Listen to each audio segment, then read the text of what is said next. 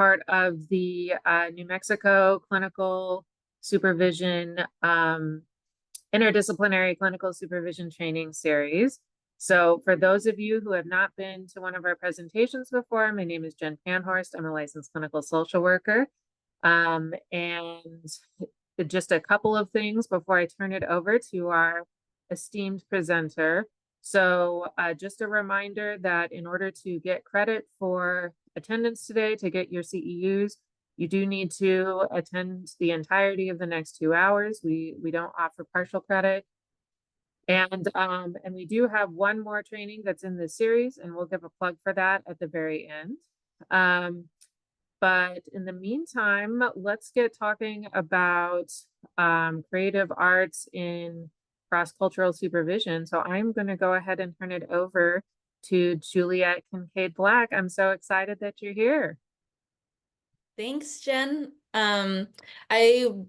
It's been a minute since I've had to share my screen on Zoom, so I'm gonna give it a go. And I know that Jen and Alex will be here to support me if I run into any challenges with that. Let's just get started. Okay. Okay. You guys, I'm so excited to be here and to be talking about this. These are some of my favorite subjects. I maybe bit off a little bit more than I anticipated when I put them all together, but we're going to dive in and talk about something that could very easily be a semester's coursework. Okay, Jen, is there anything you want to say about these before we get started? No, I think, we'll talk about the CEs at the very end. The main thing to know for right now is just that you need to stay on until 1 o'clock. Perfect. Thank you. Okay, couple of disclosures. Do not have any sort of arrangements with UNM or with you guys other than to be here with you and talk about bibliotherapy, expressive arts, and culturally responsive supervision. So here are some quick learning objectives. We're going to spend a very brief time reviewing some of the emerging models and ideas on supervision and the supervisory relationship. These are things that I'm sure you have been talking about in the other great trainings so far this year. We're going to discuss some practical strategies for approaching our goal of offering culturally congruent supervision. And we're going to spend a lot of time learning what expressive arts, bibliotherapy, and poetry therapy mean, especially in the context of clinical supervision. And then finally, we're going to learn a few techniques so that when you leave here today, you can apply some of these to your current supervision with the people you work with. Okay. To tackle this, we're going to review integrated supervision model, which is a model that I'm sure many of you are already familiar with, learn some new vocabulary, and we're going to learn some of these skills together and then break into discussion groups. As we're going along, I love seeing all of your faces. I'm so excited that so many of you have taken the step to turn on your cameras. Please feel free to unmute yourself and shout it out if there's something you want to ask or something you'd like to share. If you are a little too shy to unmute yourself, you can always put it in the chat. I'm pretty responsive to seeing those, and I definitely want this to be a conversation. Okay, so here's a little bit about me. This is probably more relevant in a training about culture and supervision than it is other times.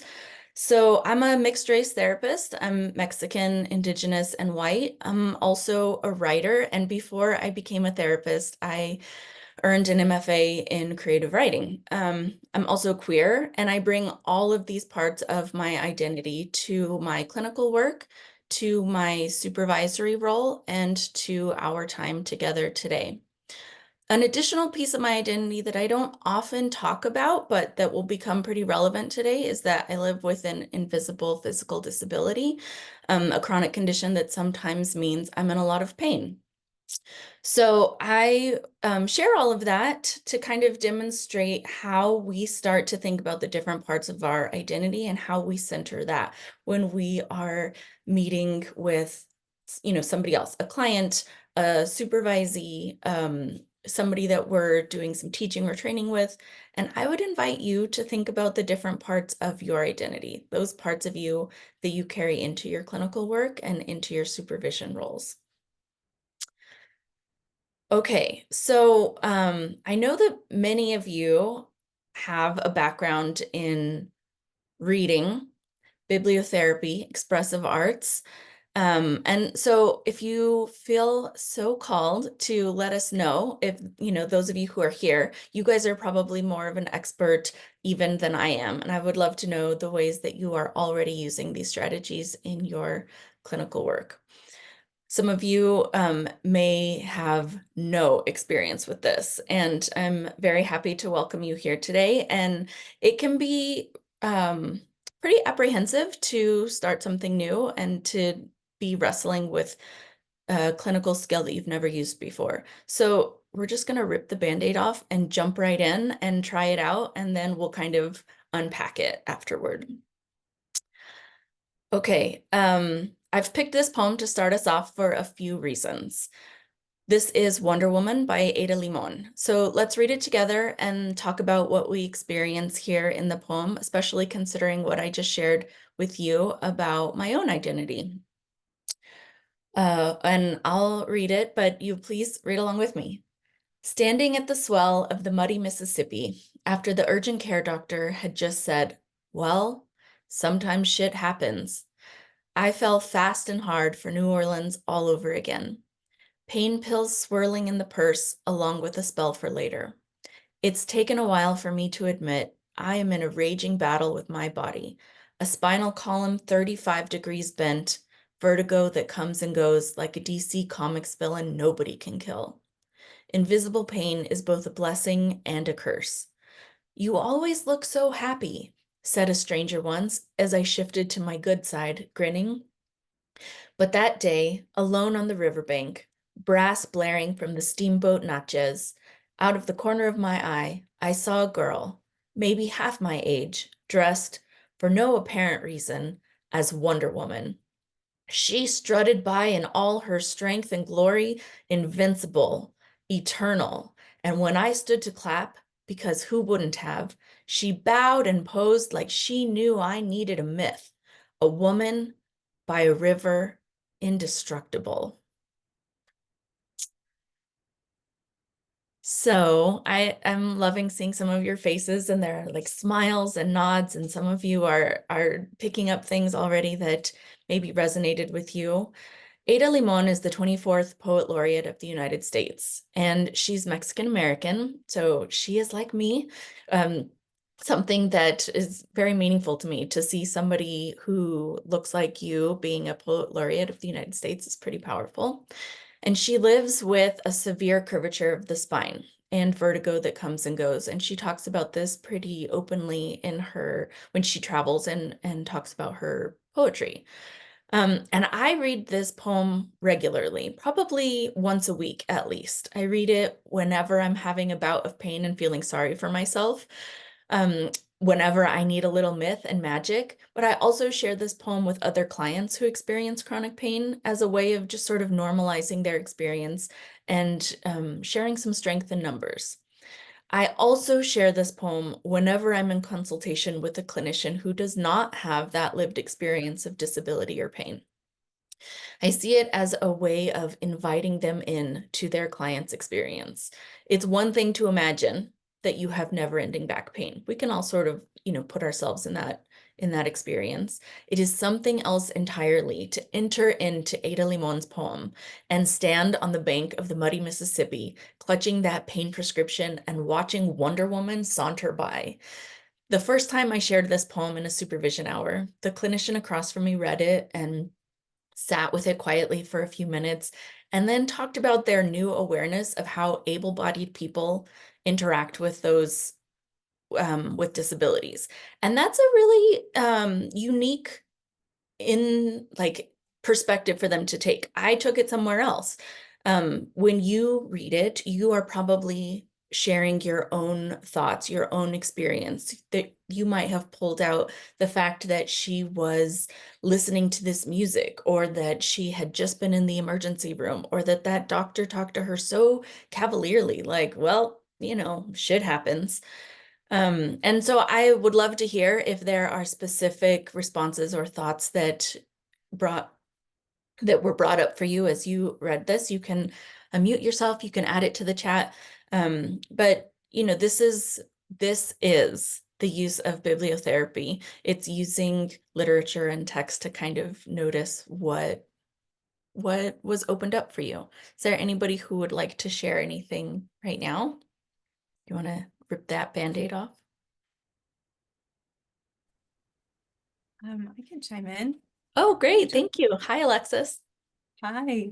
Thanks for sharing this poem. Thanks to you, I had read this poem before, and so what was notable to me was how differently it hit me today compared to other times I've read it, in how I related to the doctor. So in the past, I've always felt like, well, screw him. Like, what a horrible response for this person who's in pain. And today I heard it as, actually, that's kind of validating almost, which is the opposite of how I felt before. Yeah, medicine is not where we want it to be. And sometimes life is really hard. And it just, like, it is what it is. Thank you. I really, really appreciate that. And what a unique perspective. I can imagine that there are things that have happened in your own life, in your own clinical work, that would have moved that response from, can't believe this doctor would be so cavalier, to, oh yeah, he's sort of speaking some truths, and there's some empathy in just accepting it for what it is. Thank you. So as supervisors, we have numerous goals and roles in our relationships with our supervisees. There's no way we could talk about all of them, but for today, we're going to focus on 3. Providing supervision that centers the client's cultural identity and the supervisee's cultural identity. Increasing supervisee competence and confidence, which is always our goal as supervisors, and using expressive arts approaches to achieve these goals.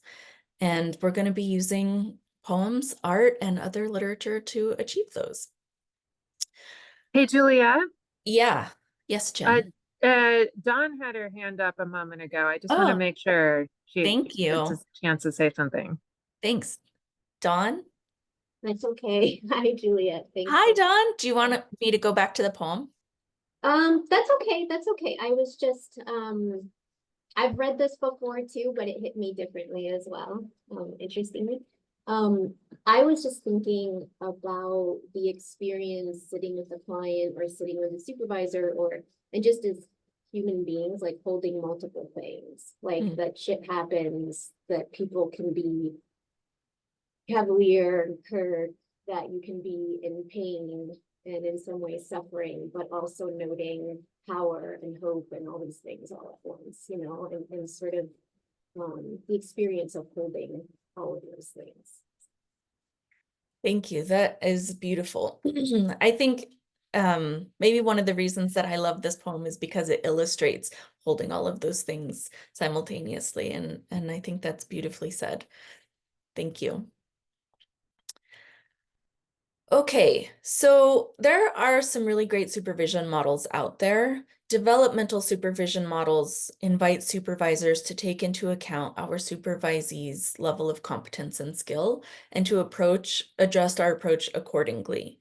The integrated development model is one of these models, and it organizes supervisees into 3 levels, starting with entry level or practicum level supervisees, and including up to and through supervisees with many years of experience and independent licensure. I really love this particular model because it allows for us as supervisors to grow and adapt as our supervisees are growing and adapting. But what it means is that we need to have skills that also adapt.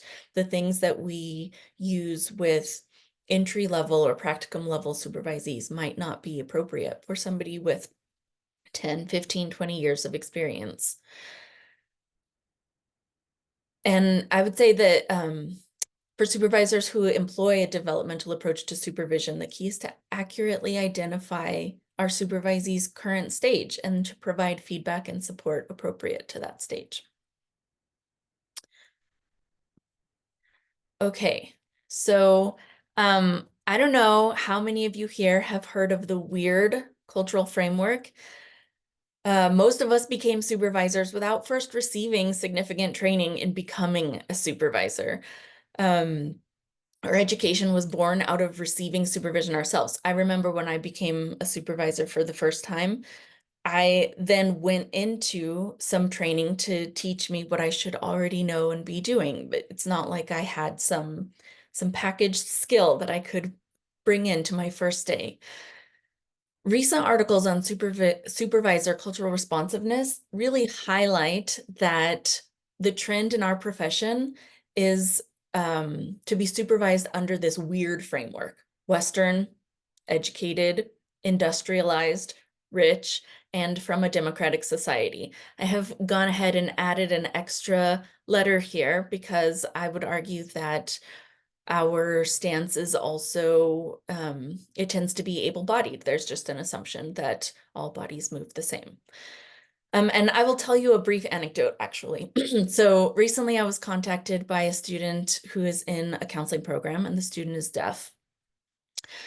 And she's currently working in her practicum placement. And as we were talking, she let me know that it actually seems like they're doing a really good job of supporting her. She has an interpreter who goes with her to class. She has an interpreter with her while she is seeing her, clients, or she's in supervision.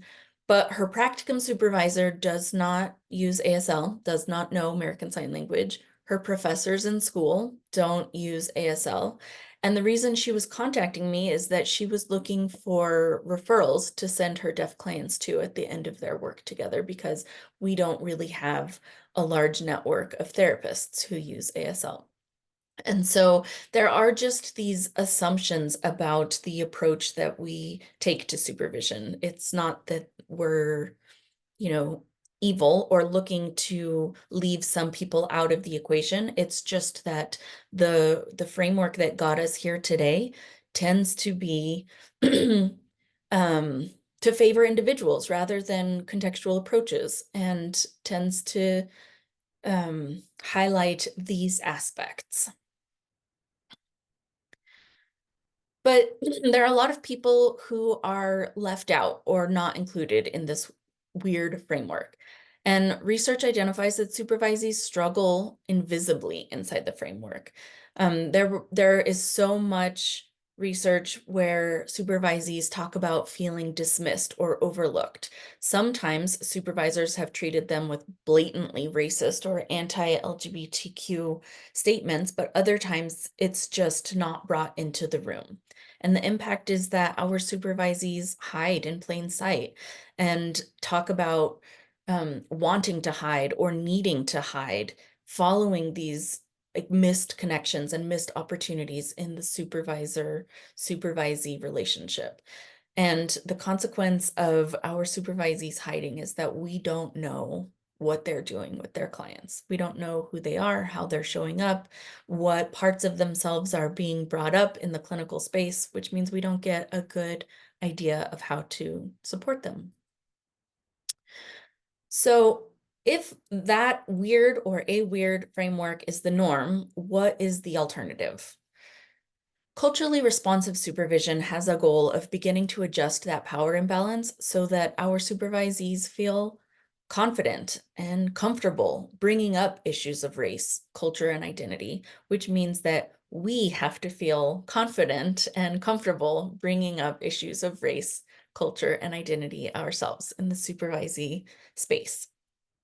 Culturally responsive supervision is not perfect, and luckily we don't have to be perfect. It doesn't require us to be knowledgeable about all of the variance and diversity out there or even in the clinical space, but it does begin to create this more transparent, egalitarian relationship so that we are learning together.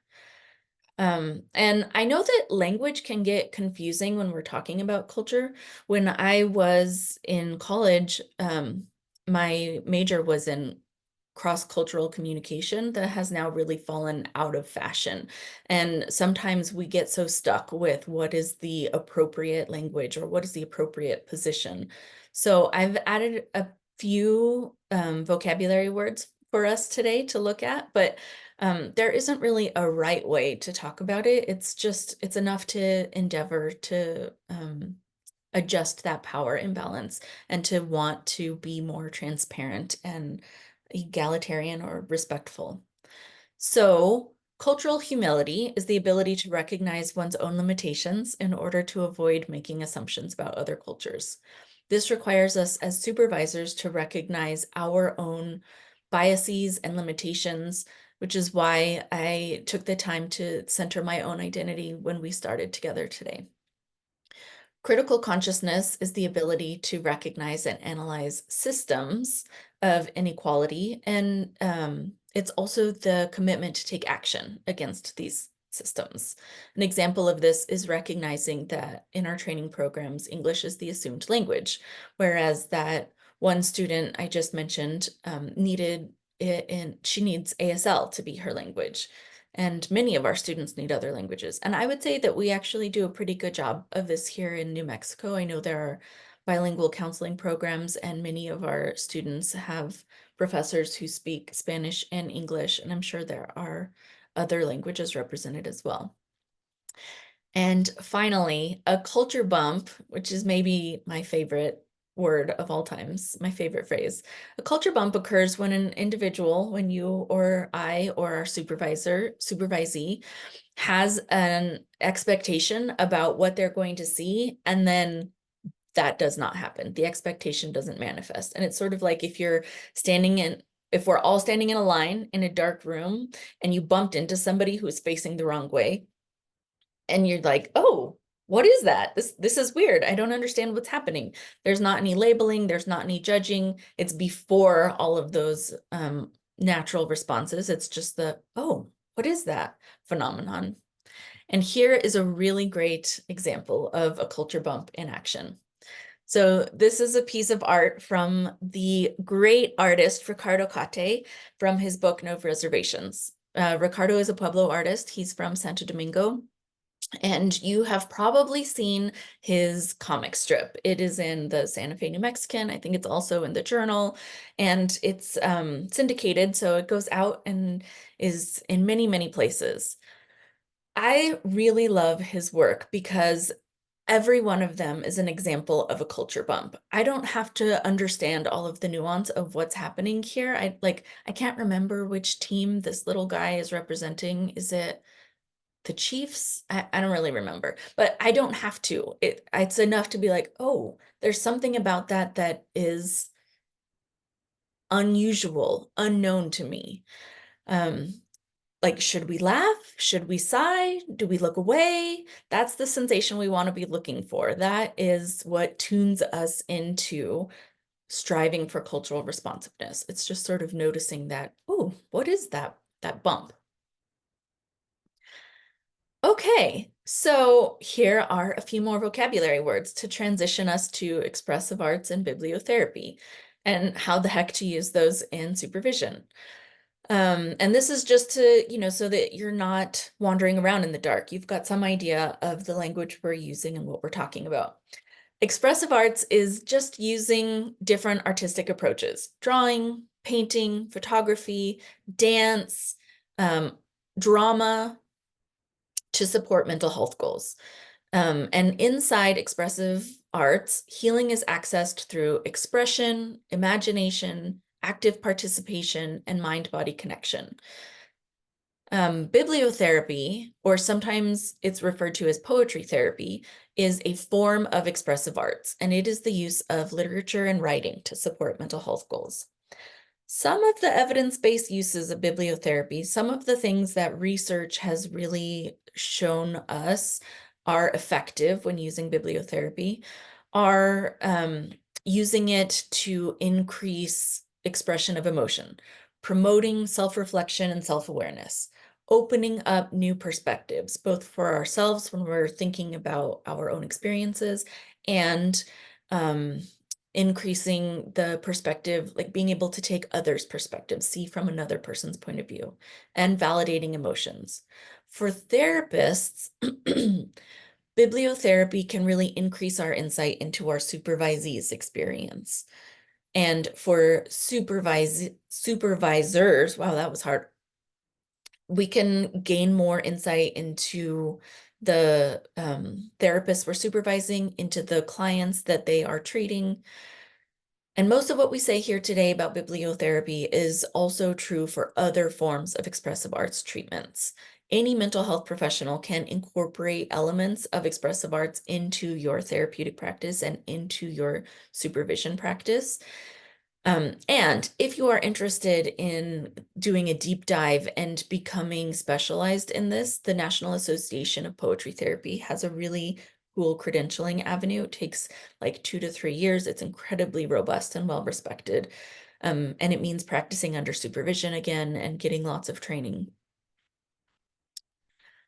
Okay, so let's look at some expressive arts interventions. You are already very familiar, no doubt, with at least one of these here that I've put up for you. The mask exercise, which is the one on the left, you can see many, many different variations of this. The simplest one is to use a plain sheet of paper. You can also get really creative and create paper mache masks, or go to the dollar store and get the really cool like half masquerade masks to decorate. When you are using the mask exercise, the client decorates one side of the mask as their outside face, what they show the world, what the world sees. And then the other side is their internal mask, who they are, what they struggle with, what they hide, maybe their internal self-talk. And then the picture on the right is an example of an art journal. And it's a way of keeping a record of your thoughts and feelings using art. This one is using collage and paint. So you can see that you don't have to get super, you know, you don't have to learn anything new. You don't have to have a lot of new materials in order to start to use these for exploration and reflection. Okay, so expressive arts and specifically bibliotherapy can be low risk, high reward, and can increase cultural responsiveness, particularly in supervision. It can be used to explore both the supervisee's identity, race, and culture, and the clients that they are working with. Interventions are designed to promote the supervisee's self-reflection and exploration. They're designed to increase empathy and awareness of their own limitations. And these interventions should help supervisees redefine their client situations and bring that awareness to the culture bump. Oh, what is that? I was expecting my client to do X and they did Y. Let me get curious about that, instead of let me judge or label that. Bibliotherapy and expressive arts can also help supervisors and supervisees create those egalitarian, respectful, transparent relationships that we're aiming for. Bibliotherapy specifically has been proven to help build empathy in both the supervisor and supervisee, to encourage the supervisee to practice that being in clinical gaze, which we'll talk a little bit more about, and to increase confidence. But you don't have to take my word for it, because there is some really great research. And I have given you a full list of research at the end of this, in case you want to see more about any one of these research studies that really support this.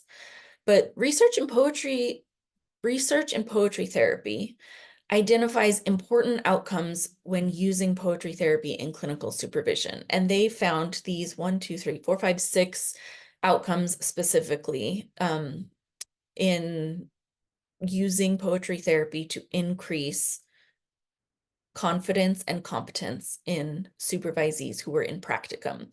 So they noticed an increased ability to co-construct meaning between the supervisor and the supervisees. This was in like a group supervision model. The ability to shift that clinical gaze to being in, which is instead of looking out at your client and using your list of checkboxes. Do they have any of these symptoms? To like being in your client's experience, feeling that, taking on their perspective, and then being able to increase your empathy, your awareness of different cultural factors that are contributing to that. They found that bibliotherapy increases the ability to find unique outcomes. So we're not just doing the same thing because every client reads things differently. Every supervisee reads things differently. We all read the same poem together, Wonder Woman, and we all had different perspectives that we pulled out of it, different notes that we resonated with or that we were curious about. Creating new self-knowledge, changing the dominant story, which means it's no longer that weird framework that we're looking at. We're now taking in other frameworks, other cultural perspectives, and writing the story, or, you know, coming to create a narrative about how our client, how our supervisee, how we all came to be here today. So I bet you're wondering, what could that look like in an individual supervision session? And we're going to take an example together. And please pause for laughter because I picked Fourth Wing on purpose. So Fourth Wing, you may have heard of. It is quite a cultural phenomenon these days. It's a fantasy novel about a young woman with a physical disability who goes to war college, and she's expecting to be a scholar and to write the history of the war. And instead she's forced to train as a dragon rider. The entire book is about dragons. It's also, she falls in love with her enemy. It's quite a romantic story, and it is absolutely ridiculous. I did not want to read this book. Like, I can't think of another book in the world that I wanted to avoid as much as I wanted to avoid this book, because it is everywhere. And all of the like young girls and women really love it. However, at some point I was getting ready to host an event at a bookstore and everybody was reading this. And so I begrudgingly picked it up. And so I have used this book to sort of illustrate these 6 outcomes that bibliotherapy can use. So the first element was co-constructing meaning. By reading this book with 100 other young girls and women, I did gain an appreciation for fantasy books as escape, as entertainment. And I have to tell you that that entire bookshelf is 2 levels deep now with fantasy. That is my fantasy shelf. It is ridiculous. I am a full convert at this point. But also we talked about, with all of these women, we talked about school as war, as something to survive. And they looked at this book as very, very much in line with parts of their own school experience. And then there was a big emphasis in talking about this book on overcoming physical limitations. It was definitely the selling point for me. I loved seeing that this girl, who has the exact same condition as I have, overcome her limitations again and again. It really was very empowering. And I started to walk around saying, I am just like Violet, who's the main character in this book. The second one, shifting the clinical gaze to being in. So what is my response to this fantasy? I'm gonna like turn inward and listen to my very biased opinion about fantasy writing and about dragons and about this girl, but it gives me an opportunity to sit in the main character's perspective. It really gave me a great opportunity to sit in other women's perspective who are reading this. Whenever somebody talks to me about what they read in Fourth Wing, I get a picture of who they are, what's important to them, where they come from. Because we're talking about it. Some unique outcomes. There is this one scene at the sort of the start of the book where the main character has to walk across the parapet, which is like the most dangerous rocky bridge, very slippery, and it's up, you know, might as well be 3 miles high. And she has to walk from one side of it to the other. And women sort of talk about that as a great illustration of facing challenges. This is my parapet, they will say when they're like having to do a very hard thing. This is my parapet today, is having to come to this training when it's been over a year since I have been on Zoom. And riding a dragon is a great metaphor for owning your own power, because once you get on there, that, you know, they're massive and they have great claws and they breathe fire. So there are some unique outcomes to be had when reading even a silly fantasy novel. Okay. Any questions about this, about like the outcomes of using bibliotherapy and supervision? I see no virtual hands, so I'm going to assume that all is well. Hey, Jen. Yeah, there's just a comment from Rebecca about having a similar experience with this book. Ah, I love that. Thank you, Rebecca. Thank you for sharing. Yeah, I I'll love just jump on really quick. Please. I have some noise in the background, but I love that you brought this in, and it's just so funny to me because yeah, you're just kind of bringing it in, you're just kind of melding the two worlds. It is like this escape, and I'm not thinking about work when I'm, you know, reading this, but to Absolutely see you, not. you know, lay it out in this way is just so delightful and lovely. I Uh-uh. just appreciate it so much. Thank you. Thank you. Thank you. I appreciate that. Yeah, you know, I get this question a lot actually, like, are you reading serious books? Is it all nonfiction? And I would say I never use nonfiction or serious books when I'm using bibliotherapy, both in supervision and in clinical practice, because, you know, you can read those on your own, but it is really fun to pull out the fantasy, the, you know, the guilty pleasures, the delights, and see what can we learn about ourselves while having fun. Thank you, Rebecca. Okay, so there are a number of interventions you can use in clinical supervision. They are basically unlimited. Here are a few easy ideas to get you started. We can talk about them if you'd like, but really I just wanted you to start to wet your whistle with the idea that the opportunities are endless. Supervisees can write poetry in response to their client sessions, and they can keep a poetry journal where it's 2 lines. You can do it together in the supervisee hour. You could close your supervision hour with 5 to 10 minutes of free writing to process your relationship together, which is a really nice way of bringing awareness to what is our relationship like. The supervisee can draw a self-portrait and write some of that outside presentation, what the client might see, versus that inside presentation, their anxiety, their self-doubt. It's like a different version of that mask activity. You can offer recommended reading to explore your supervisee's client's perspective. And I do recommend that both the supervisee and supervisor read that together, because, you know, we don't ask others to do what we're not willing to do ourselves, both of our clients and our supervisees. And so don't pick something that you won't want to read yourself. And role playing with or without masks or puppets or costumes as part of drama therapy is a really great way to embody a different perspective or point of view. And these are just a few examples of interventions you can use in expressive art. Okay. So I have brought a couple poems for us today so that we can try some bibliotherapy together. And in order to do that, I've offered these questions. They're reflective questions that I use myself. You can use them. You can pose your own questions based on what you need, what your supervisee needs, what your clients need.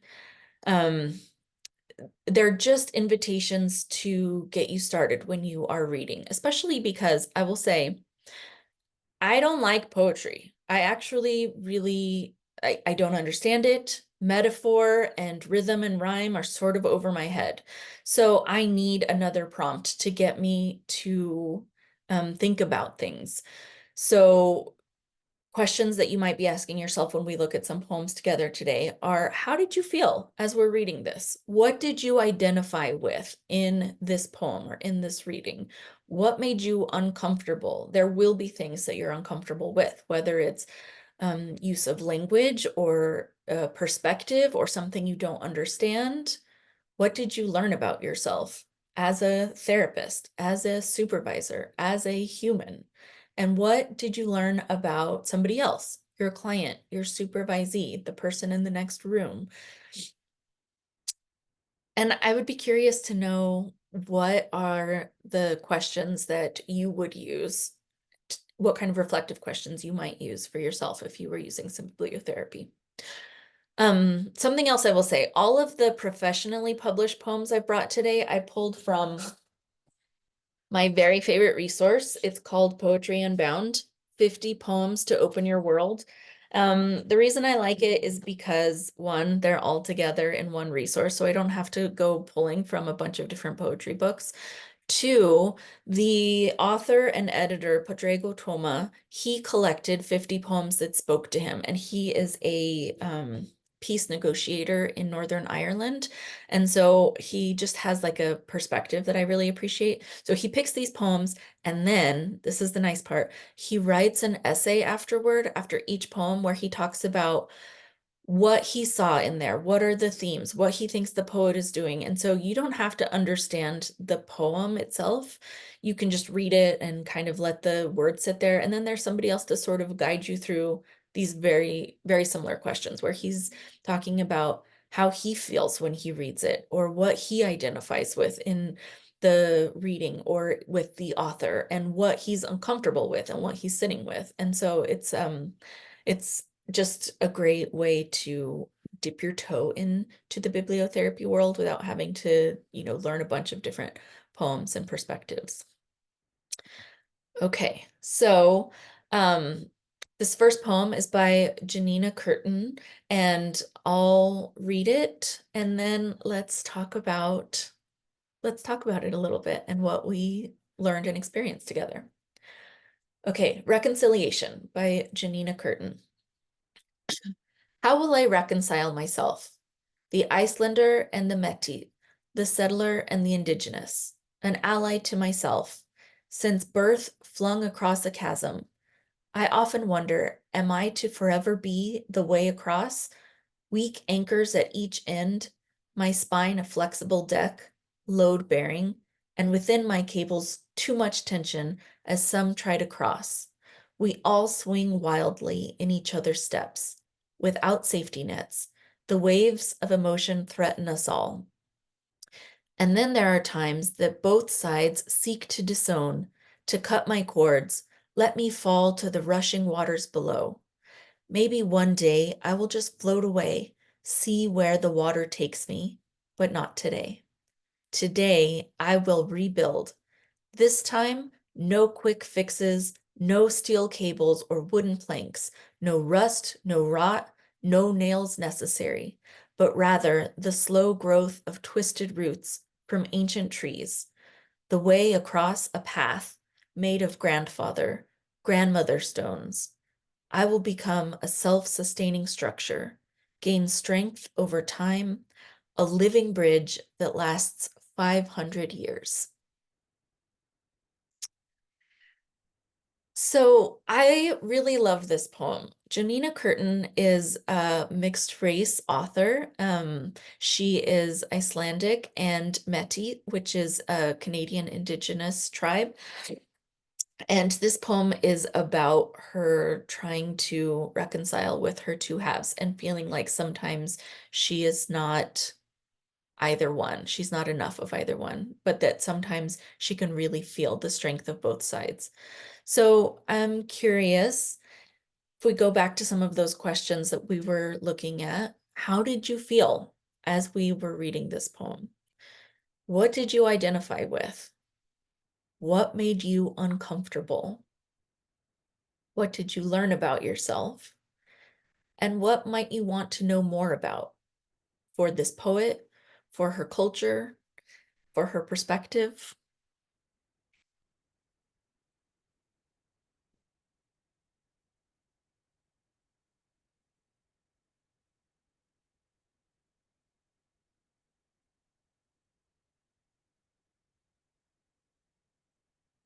I would say I think what came to me is this idea of acceptance. And as she's trying to struggle through acceptance of herself and acceptance by others, and that the things that stuck out were that we are all swinging wildly, we all without safety nets. Those are what stuck out to me, as everyone is trying to figure it out without a guidebook, I guess, in some ways. Thank you, Destiny. I really appreciate you unmuting and sharing your perspective. Yeah, that is you don't have to be Métis or Icelandic or even mixed race in order to know that feeling of swinging wildly and trying to hold on. I appreciate you pointing out that language. Thank you so much. Yes, Jen. Yeah, Laura shared in the chat about how no quick fixes and the connection to elders really stuck out for them.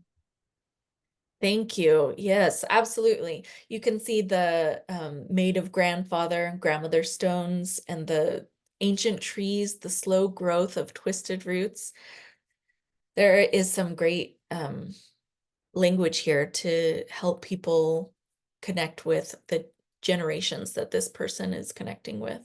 And yeah, I love that no quick fixes. Absolutely. And I just am looking in the chat and I see that Raven said the incredible efforting that comes with trying to reconcile parts of oneself. So many threats and points of tension and doubts about one's capacity to rebuild after adversity. Thank you, Raven. Yeah, absolutely. So as you can see, we don't have to be poets or great literary scholars to see language in this poem that we resonate with, are curious about, are sitting with. That help us to have a better understanding of this poet, but also ourselves and others. Okay, let's try one more. This next poem is On Listening to Your Teacher Take Attendance by Amy Nezukamatatil. And if I can offer you an additional question to reflect on as you're listening, I would say, what stories do you hold on to when you are feeling displaced? Okay. Breathe deep, even if it means you wrinkle your nose from the fake lemon antiseptic, of the mopped floors and wiped down doorknobs, the freshly soaped necks and armpits. Your teacher means well, even if he butchers your name like he has a bloody sausage casing stuck between his teeth, handprints on his white, sloppy apron. And when everyone turns around to check out your face, no need to flush red and warm. Just picture all the eyes as if your classroom is one big scallop with its dozens of icy blues, and you will remember that winter your family took you to the China Sea, and you sank your face in it to gaze at baby clams and sea stars the size of your outstretched hand. And when all those necks start to crane, try not to forget someone once lathered their bodies, once patted them dry with a fluffy towel after a bath, set out their clothes for the first day of school. Think of their pencil cases from 3rd grade, full of sharp pencils, a pink pearl eraser. Think of their handheld pencil sharpener and its tiny blade. Does anyone feel called to share any reflections on this poem?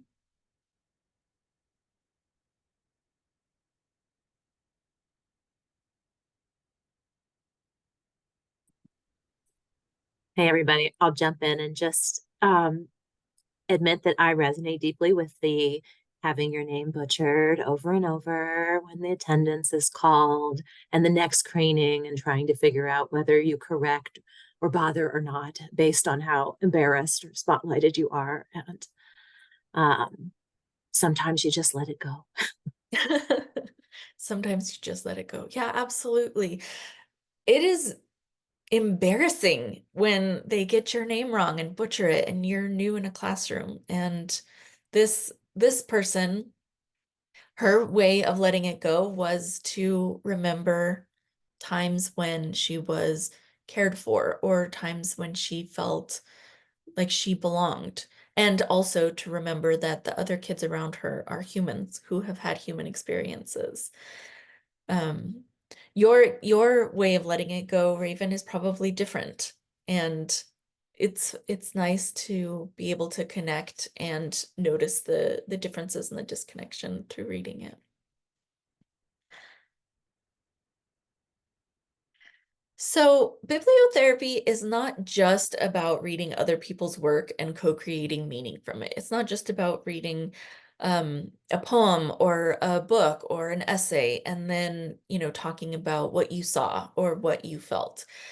Oftentimes I'll have supervisees create art or poetry or write their own essays as a way of reflecting on their clinical experience. Today, I have brought you some poems written by practicum students who participated in a research project conducted by McNichols and Witt. So these are not my own supervisees because I didn't ask for anybody's permission to share their poetry. So McNichols and Witt looked at the impact of poetry therapy in clinical supervision. And I brought these particular poems because the participants gave their permission to share, and because they give really great insight into what it's like for these supervisees to use literature to increase their clinical competence. So let's look a little closer at these poems and their prompts. This first one, the prompt was write a poem about your experience in practicum. That was all that was asked of them. The prompt could easily be modified. You could modify it yourself to invite your supervisee to reflect on their experience with a specific client or on their time in a specific learning cohort, for example, CPP cohort, or in their time at their current agency or school placement. Am I a counselor? I meet with people every day. I figure out if they should stay. Sometimes they cry, sometimes they yell, sometimes they wish I'd go to hell. But this is my job and I must separate. I want to be a counselor. That's my fate. When I talk to a person one-to-one, I want to help. While they have fun, I try to never be fake and to always look awake. Sometimes I have nothing to say. I get nervous and want to go away. But this is because I really do care, and I always want to be aware of all the millions of problems they face. I want them to improve at a good pace. Life is tricky, and I know that's true. Because of this, one can get blue. I think this is what I'm supposed to do. Do I think I'm a counselor? I sure do. I really love this because, like this person did not go to school for poetry. They went to school for counseling, but they really gave it their all. I can see so much of their heart in here as they are talking about their first practicum experience of being a counselor. Is there anything specific that pops out to you in this poem?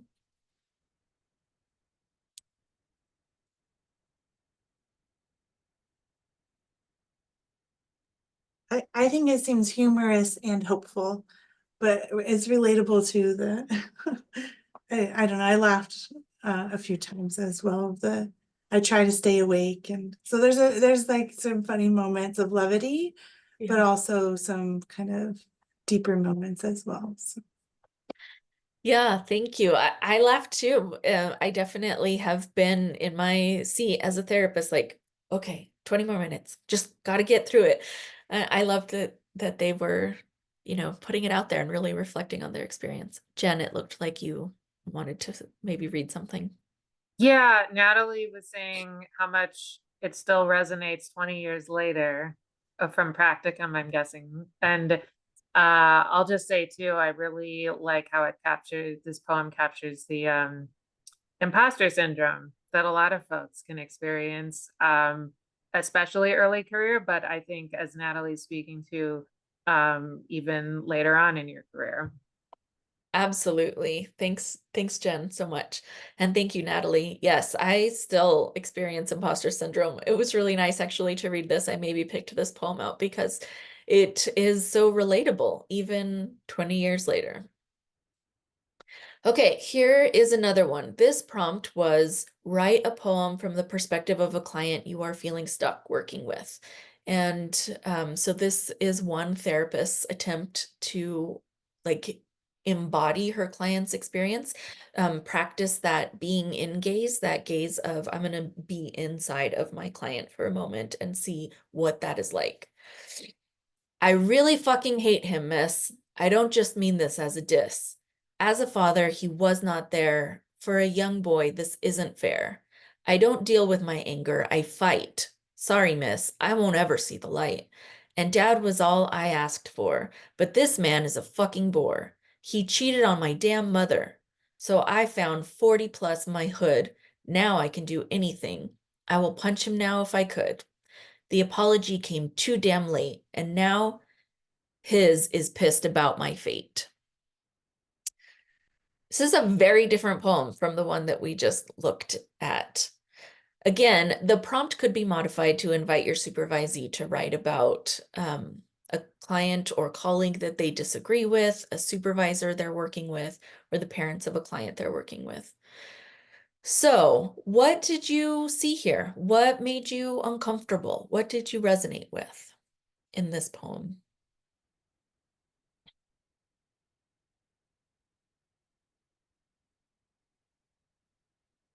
I have to say that I personally really loved the language. It was so clear that this therapist, this counselor sat inside her client's perspective and just like pulled it out. And we can see that there are probably some things that she is struggling with clinically. There's a lot of anger here. Anger can be hard to sit with. There's the hint that maybe there's some violence, that maybe there's some danger in this client's life that's probably hard for this therapist to sit with and to reconcile. Yes, Jen. Yeah, Ariel mentioned the emergence of transference and countertransference, and I wonder if you could speak to that a little bit, given that the prompt in some ways is asking for that kind of perspective taking. Thank you, Ariel, and thanks, Jen. Yes, absolutely. Transference and countertransference, or co-transference, which is maybe my favorite word, it naturally shows up in our clinical work, and I would say also in our work as supervisors. And the practice of sitting inside somebody else's perspective gives us an opportunity to sort of recognize what we are responding or reacting to, where that transference is. And so I think that this poem actually does a great job of illustrating some of that countertransference or co-transference. We can guess that she has heard things just like this, and I can feel as I read it, I'm not this poet, but I can feel that discomfort, that nervousness, and some thoughts sort of come into my head like, ooh, am I gonna have to make a safety report at some point? Is he gonna get mad at me? Is he safe? There are like some natural questions that come up, but the prompt is asking us to set those questions aside and to get back inside the client's perspective, to feel that anger, that disappointment, that betrayal, that hurt, all uncomfortable feelings to sit with. It's a great question. Okay, so the time has come for us to try it out together. I know that you are all probably nervous about this. You're feeling that twinge in your gut, but have no fear because you're not alone. Everybody else here is feeling the same thing. So I would ask you to get a piece of paper, back of an envelope, back of the receipt that's next to you, and a pen or pencil or crayon if you so desire. And think of a supervisee you are currently struggling with. Somebody that you have a hard time sitting with, that you don't understand their approach or they don't understand you. Take a few minutes just to jot down some thoughts about what is difficult about working with them. And I will keep an eye on the time. And I would say it'll be like 2 minutes. No one is going to read this but you, so you don't have to worry about censoring yourself or disclosing confidential information. And so it's just about 12, so maybe take 2 minutes to write down some things that you're struggling with in your relationship with a supervisee.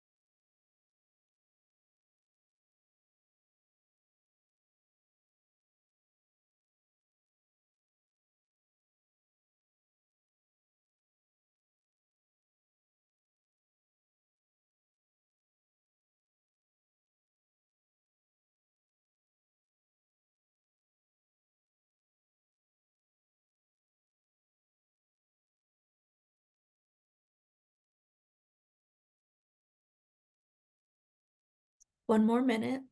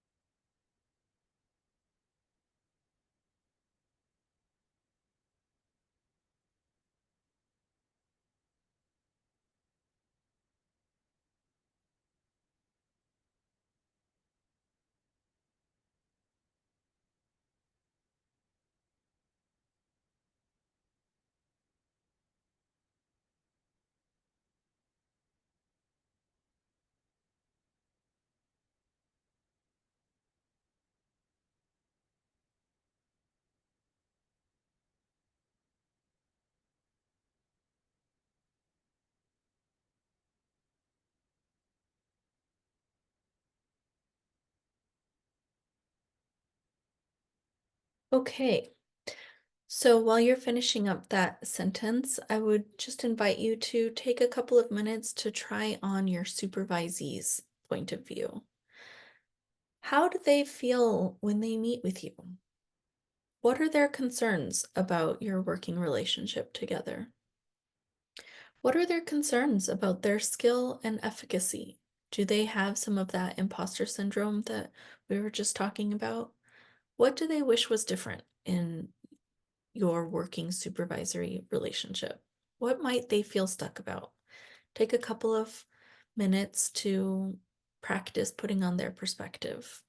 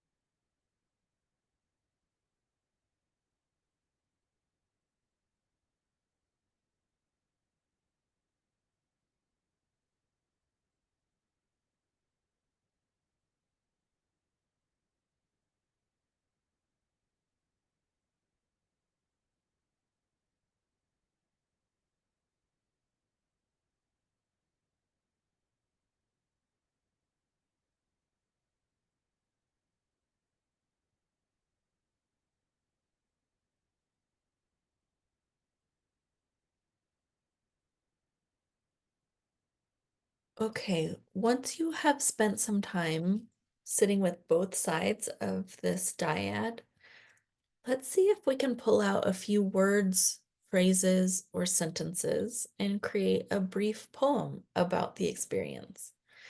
What's really great about writing poetry as part of clinical supervision is that it does not have to be beautiful or artistic. It doesn't have to rhyme, but it can rhyme.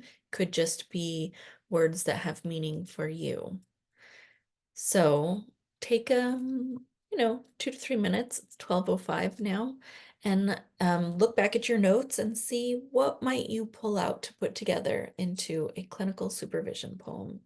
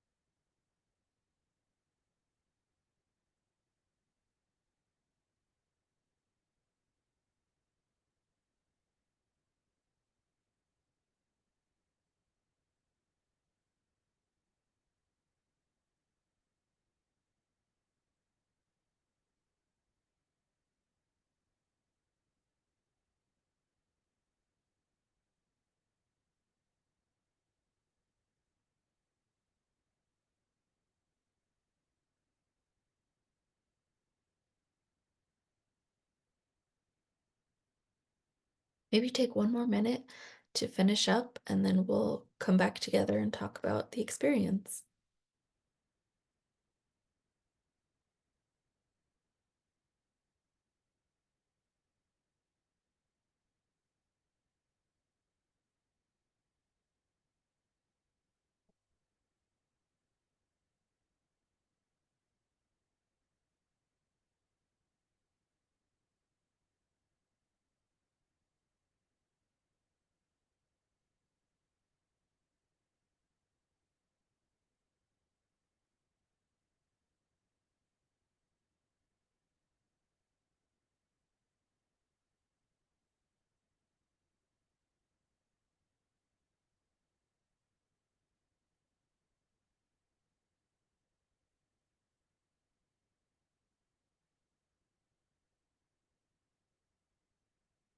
Okay, welcome back, everybody. In an ideal world, you would have much more time to sit with this prompt and to write out a poem, but I just wanted to give you a bit of an opportunity to try it out and see what it's like to experience bibliotherapy. Is there anyone who is brave enough to share a little bit about what this poetry writing exercise was like for you?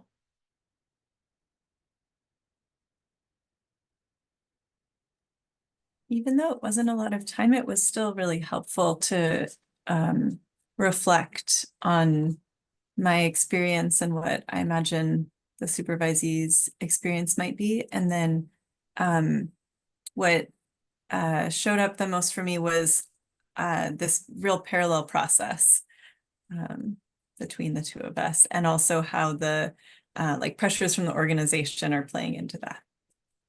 Thank you. Beautiful. Thank you, Alexis.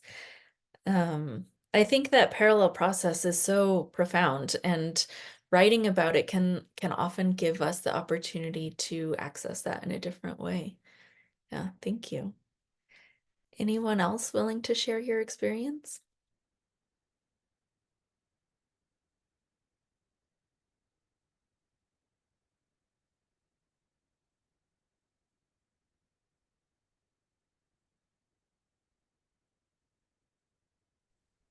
I just, as I was doing doing the prompt at first, I was like, I can't write this. And then slowly just like words kind of started coming more and more, right? Like it just kind of started like building upon itself. But at first when I started, I'm like, I'm just gonna write some words down. So I thought it was really cool. So Thank you, Hope. I love that. I think that your experience is a very common one. We have so many of those filters. Like, I can't do this. I have no words. This is, you're asking too much of me. And if you have that experience, we can also anticipate that our supervisees will have that experience. And being willing to sit with your discomfort around that was it, I think it's really a demonstration of your willingness to try new things, to sit with that discomfort and to learn. And it also extends to our supervisees. They are going to be more willing to sit with their discomfort because you sat with yours first. Thank you for sharing that. Every time I sit inside my supervisee's experience, I am flooded with emotions. I can feel their anger, their frustration, their fear. I wonder, did you have a similar experience where you could feel a little bit about what your supervisees might be feeling?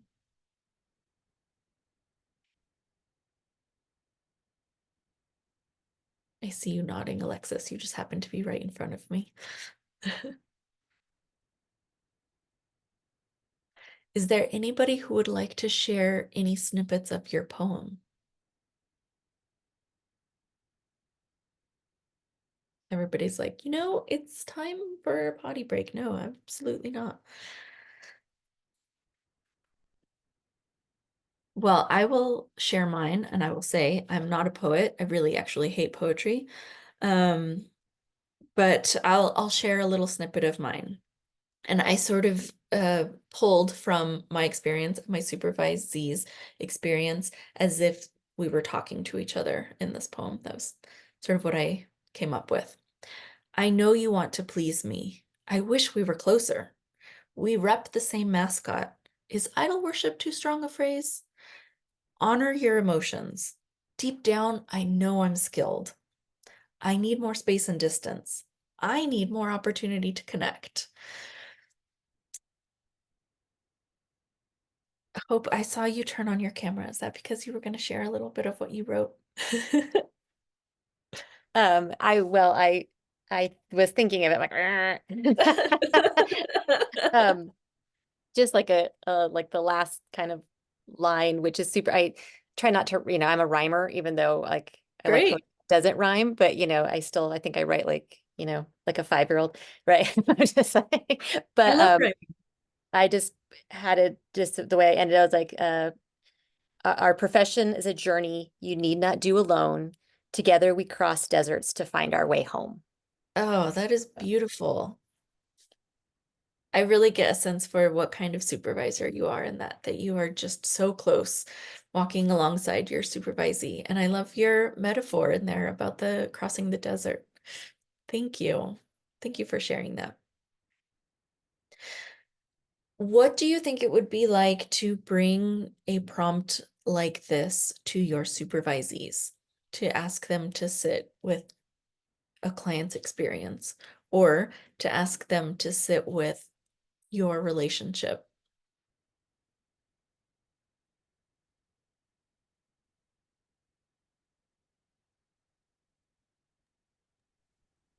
I'll jump in. I really love this exercise. I think that it is, I was just noticing, like I was thinking about a supervisee I've had in the past, not someone current. And it felt there was a lot to process in terms of the relationship not turning out the way that I think we both wanted it to turn out.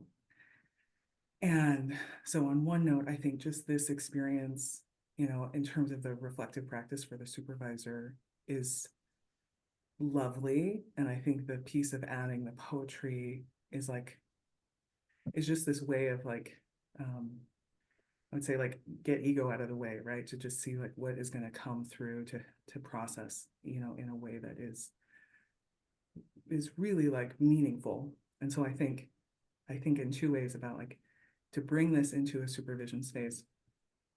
I think it would be important to have this as a practice that I, would use with some kind of regularity. And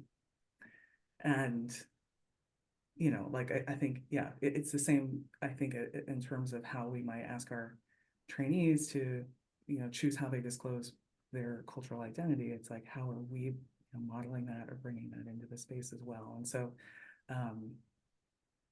yeah, this gives me something new to think about. I think this is, I just jotted here that this really, even the approach of having like 10 minutes to reflect and jot about the relationship is a way of just bringing more of that reflective process into the supervisory space, where it can often just be so based on like, let's just talk about our cases, or let's reflect in a more superficial way. I just really like that. And it's something I never thought about, like literally just bringing in the 10 minutes to write. And so if anything, that might be something that I bring in, and maybe get to the poetry, because I like that. But I also know it can sort of, it can raise the anxiety a bit when it's like, oh, I have to write this poem and then read it to you. Yes, thank you so much, Rebecca. Thank you for sharing all of that. I think there were some really important things you mentioned. Part of it, that bringing in that reflective piece about supervision, especially when we have all of these agency requirements that are sort of weighing on us in that space. We can get very perfunctory and like, let's go through your caseload. Let's talk about your paperwork. Let's talk about, marking these boxes. And reflection does not have to take 30 minutes if you don't have 30 minutes. 10 minutes is a very sufficient amount to get you started. And I loved what you mentioned about getting ego out of the way. That's sort of the idea behind all of the expressive arts interventions. They're considered, we talk about top down and down up processing. This is considered down up processing or body-based processing, because even though we are using our brains and the language part of our brains, we are feeling it in a very different place. It does actually, that sort of anxiety and that worry about who's going to read this and are they going to judge me, allows us to drop into our bodies a little bit more, and to think about it differently. And I could see you all using this in so many different ways. Like, what would it look like if, Rebecca, you and I sat down and we each wrote about our perspectives and then we collaborated on a poem together? What might that look like for the supervisee to do that with their client? How might they take what you to reflect on and shift that in the ways they show up in their client hour? So I'm really excited to see some of the ways you all use these interventions going forward with your supervisees. I mentioned earlier that I would not ask you to do something that I wouldn't do first, and so I have brought for you a case study. This is a supervisee I worked with for about 1.5 years. And I'm not gonna lie, it was a tough case. And so I thought, who better to share it with and to think through parts of it than all of you who I respect so much. So here's what we will do. I'll share the case study with you all. I have some breakout group questions, and then just looking at the time, yeah, we have time to do a breakout group and to talk about the questions. And do not worry, I gave you easy questions. Hard case, easy questions, so nobody has to run away just yet.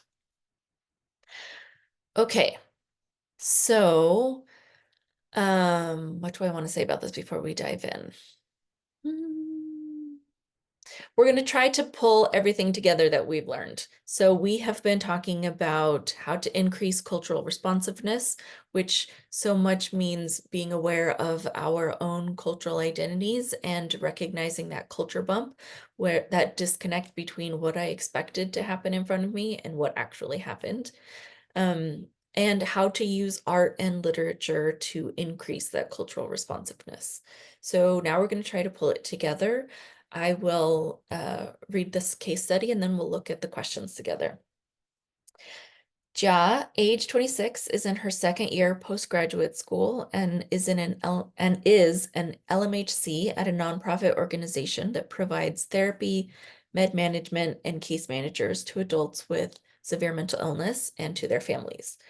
Most of the clients at the organization are immigrants who experience unstable housing and have minimal supports.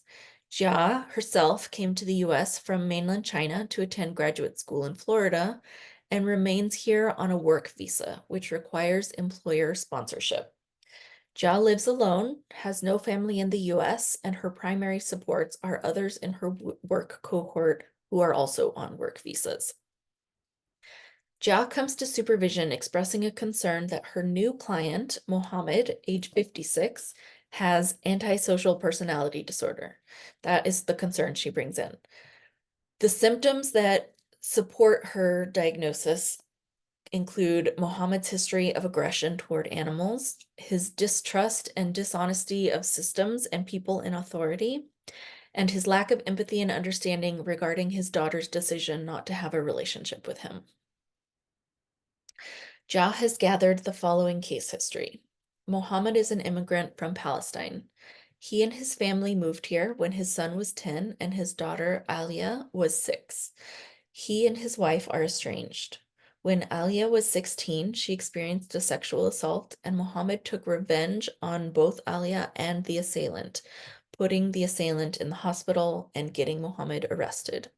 Mohammed is now out on probation and in court-ordered therapy with Jia. Mohammed has told Jia that he does not trust the judge to rule fairly over his case. He believes the government is watching him and does not feel safe living in an apartment right now, choosing to live in his car instead. He does not carry a phone. When Jia comes to supervision, she reports not feeling safe meeting with Mohammed. She is also frustrated that he does not have a phone, so cannot receive reminder calls and therefore often misses therapy. Jia reports she's having trouble developing empathy for this client and asks you what she should do.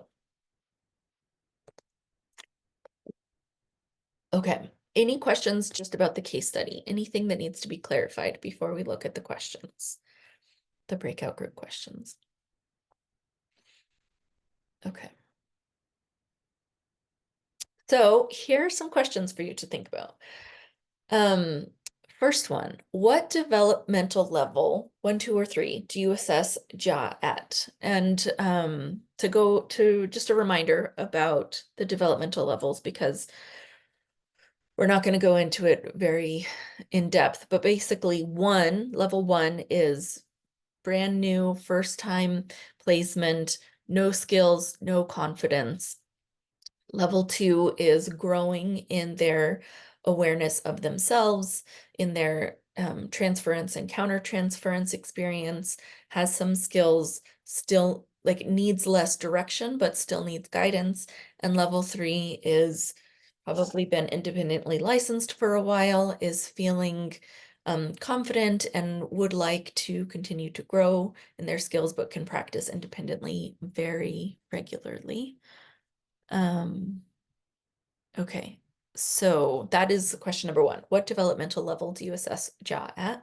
What aspects of JA's culture and identity do you want to explore further in supervision?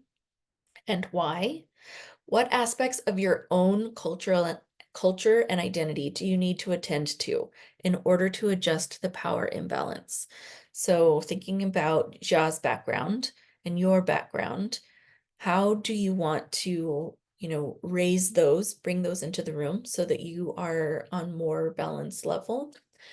What expressive arts activities might you include to invite further reflection and growth with JA? We've talked about a little, but also you have your full experiences. You are all wonderfully creative humans in the world. And what themes or perspectives might you want to explore through literature? And bonus, if you have any recommendations for books or poems you would like to suggest, we love that.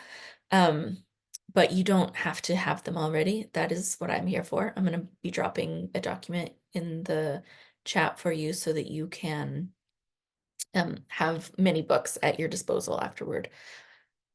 Yes, Jen? No, you're good. What size breakout rooms would you like? How many are we? 20? So we've got 4. 20 folks. 4? 4 people a group? Okay. Thank you. And if I post the questions in the group, in the chat, will they be able to see them in their breakout groups? I actually already put the questions there. You're and amazing. yes, they can. Thank you, Jen. Okay. And let's do 10 minutes. Does that feel like sufficient time to discuss these questions? I mean, you could discuss them all day, but great. Okay, thank you.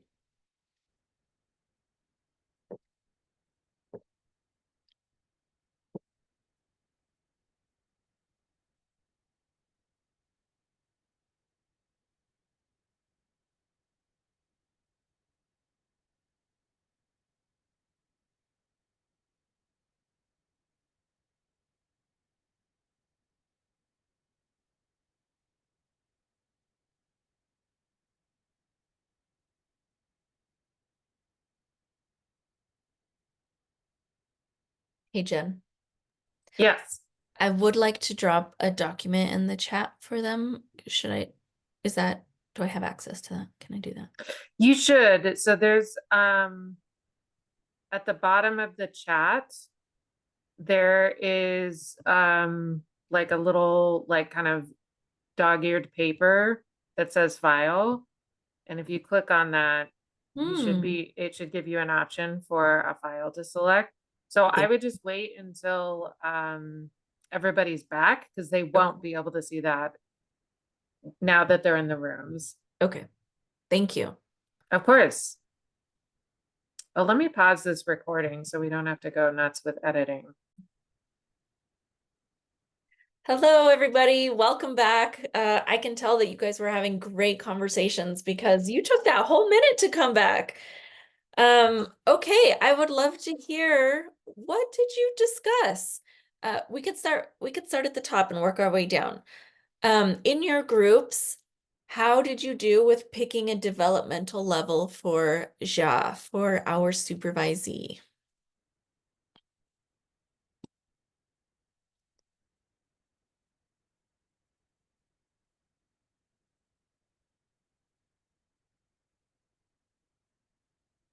I think in our group, we were talking about how you can be at different levels for different aspects. And so we had different opinions as to which part was which level, but we generally had an agreement that we feel like Ja was spread in a couple different areas across different levels. Because, you know, we're allowed to be complex humans and we want to give Ja that complexity.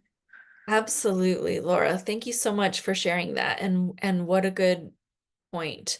These levels are meant to be sort of a jumping off place, and our supervisees are often at different levels, which can make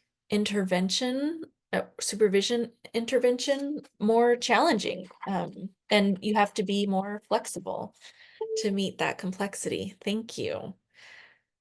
What about question number 2? What aspects of Ja's culture and identity would you want to explore further in supervision? What did you guys identify as things that might be coming up for her? What did you discuss in your groups?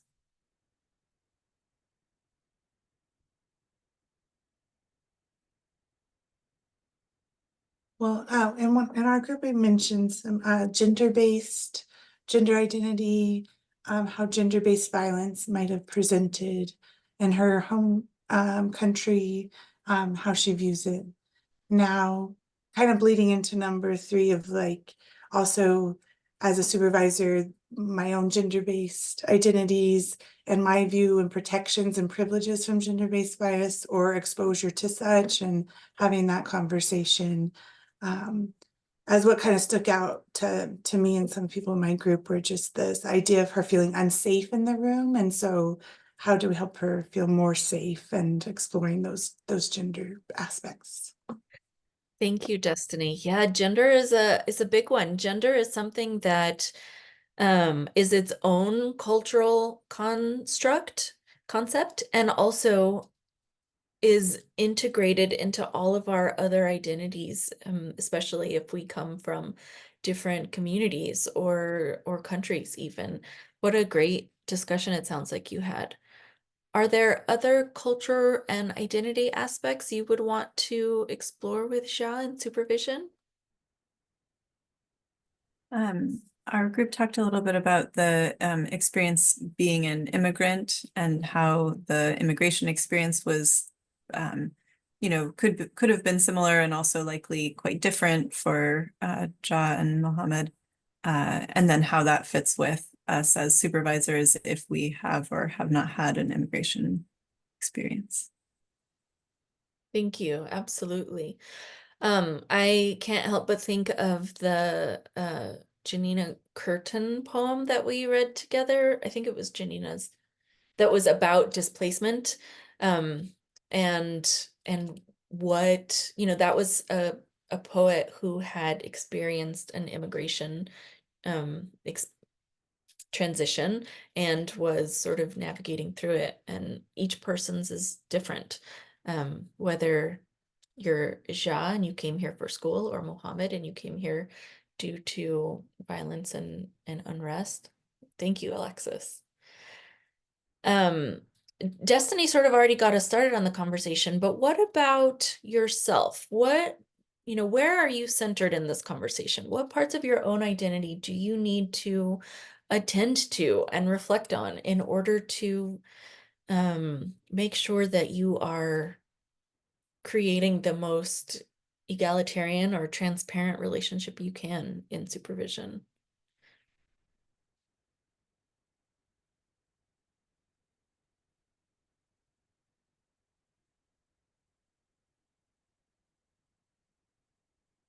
We discussed that one of the important things would be to approach it in a inquisitive, curious.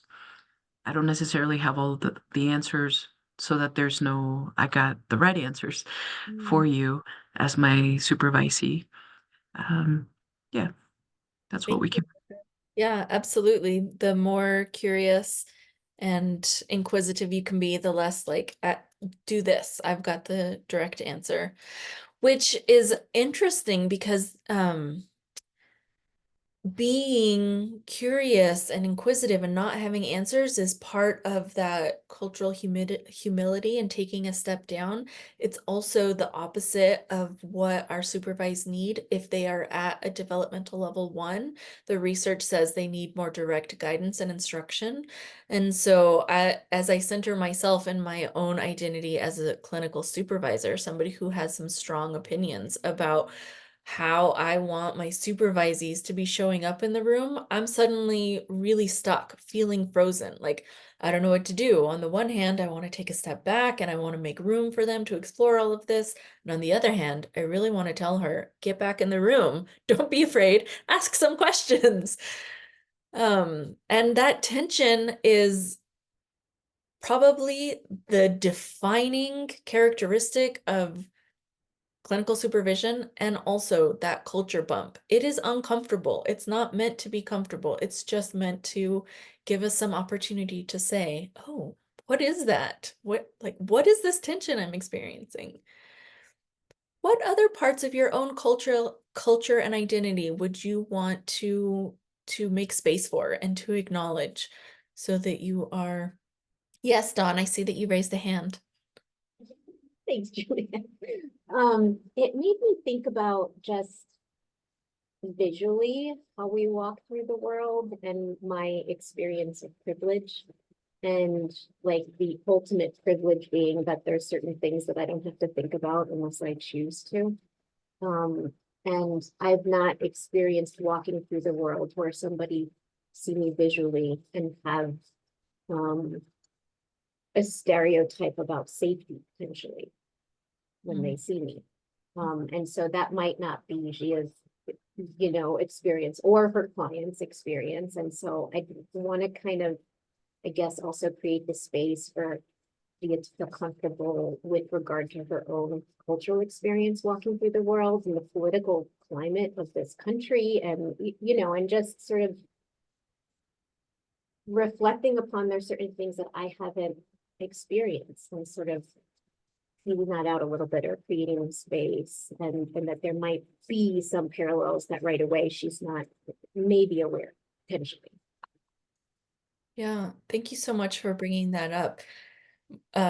Mohammed, Jia, and Dawn, or Juliet, we are all going to present very differently visually, and bringing that up, uncomfortable as it may be, allows there to be some exploration of that. If we think back to the weird or a weird framework of culture, there are some major assumptions that we might be going in with, that Jia might be going in with too, that need to be looked at and questioned, because Mohammed comes from a very different framework and Jia does as well. What about number 4? What expressive arts activities did you come up with that you might want to use with Jia in supervision?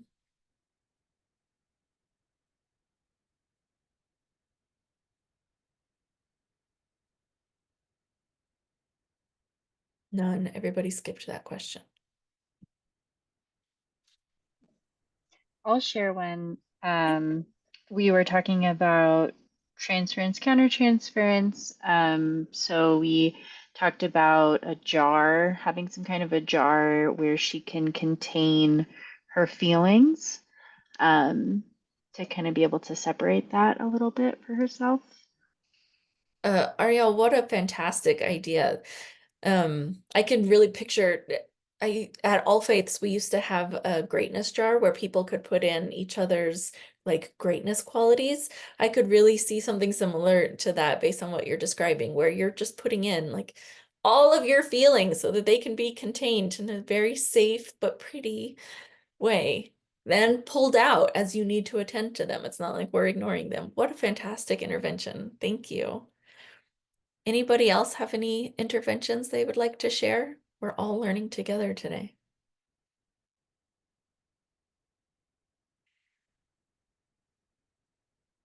Okay, what about themes or perspectives you'd like to explore through literature, whether it's through reading together or writing, doing some writing with Ja?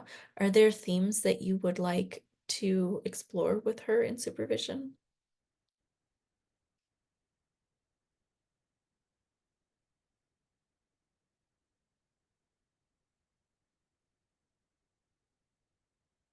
Anybody have any guesses about which themes I wanted to explore with her in session?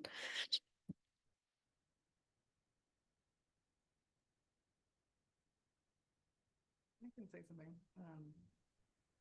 I had mentioned that, it might be interesting to explore literature that has themes where a parent seeks some sort of revenge or retribution when their child is injured or hurt in some way. And that I felt like, oh, it feels really salient right now. I'm very aware, like, yeah, I can't even imagine if someone hurt my child, and I would, like, what would that even look like? And so, so that was one that came to mind, and I think there are probably some nice options in the world. Yeah, absolutely. Thank you, Rebecca, for sharing that. And I have been enjoying seeing your little one right up against you today. It's been such a treat. And absolutely, what a great theme or perspective to explore with her. If we think about one of our roles as supervisors being to increase our supervisees' empathy for the client's experience, it's easy to do when the client is, sweet and safe and has an experience that we have already had and a perspective that we have already shared. It's a lot harder when our supervisee is responding in this way to their client, where they're saying, I do not understand him. I do not have any empathy for his situation. And what a great way to back into that gently and with respect by exploring the parent who would want to protect and seek revenge and give some input on that. I will say that this was, as difficult as it was, I really enjoyed working with this supervisee on this particular case, because it gave us so many opportunities for growth. And I wanted to give her some cultural insight into Mohammed's experience. I should just say he was not really from Palestine, but he was from a country in the Middle East. And so Ja did not have any exposure to Middle Eastern culture. She didn't know anybody who was from any of these countries there. She didn't really have a lot of perspective about growing up where there is constant war and tension and unrest and fear. The part of China that she had grown up in, she really didn't experience that. And then here she was in a very safe community in the Bay Area in California.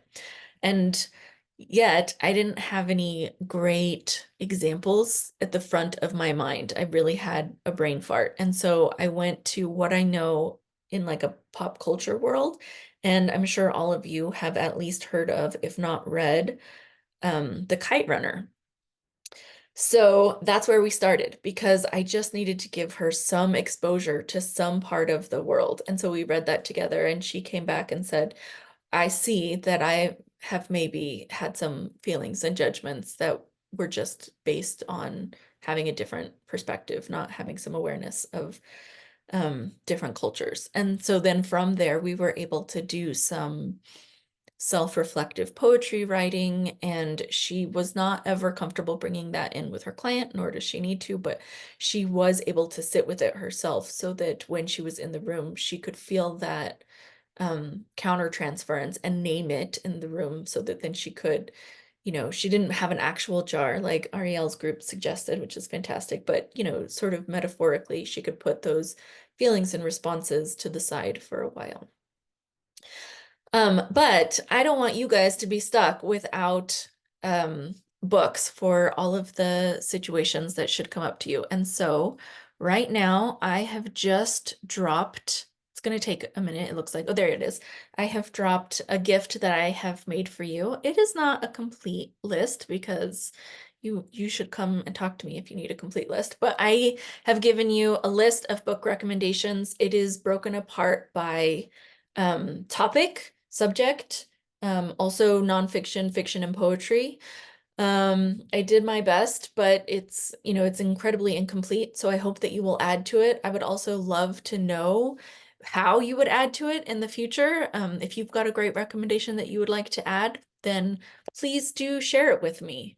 And if you do want to talk more about bibliotherapy in clinical supervision, you can always contact me. I do offer consultation groups, but I also just love to geek out one-on-one. Send me an email, message me. I would love to know that. Before you leave, please know that we are not done with the supervision series. We do have one final supervision. If you haven't seen it, the registration link is here, but it's also out in the world. I'm sure you'll get an email for this. Jen? Yeah, I'm about to drop it into the chat. Awesome, thank you. Is there anything more you would like to say, Jen? Yeah, actually, I'm going to turn it over to Alex for just a second so he can talk about CEUs. I know everyone wants credit for being here. Awesome. Thanks, Jen. Thanks, everybody. So I just put the link in the chat now. Just know that you have 48 hours to complete that. And then the email that you provide within the survey, you'll be sent your certificate of completion automatically to that email. So just be on the lookout for that. If anybody has any questions, you can reach out to me directly, but that's about it. Thanks, everybody. So Jen also put my email in the chat in case you want to reach out to me personally. I want to thank all of you for being here today. You made it really easy to come and spend 2 hours talking about some of my favorite subjects. Jen, thank you, and UNM and the whole community for inviting me and for making space for me to be here. Thank you, Juliet. This was so